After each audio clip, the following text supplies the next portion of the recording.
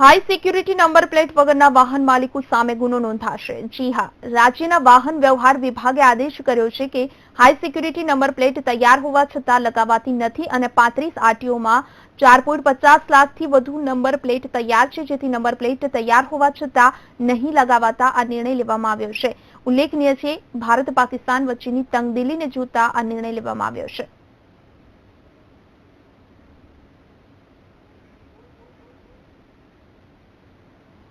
મહત્વનું છે, રાજ્ય સરકાર દ્વારા એક આદેશ બહાર પાડવામાં આવ્યો છે અને વાહન વ્યવહાર વિભાગે આદેશ કર્યો છે કે high security number plate compulsory લગાવવાની રહેશે, કારણ કે 35 જેટલી આરટીઓ કચેરીમાં 4.5 લાખ જેટલી નંબર પ્લેટ તૈયાર પડી છે।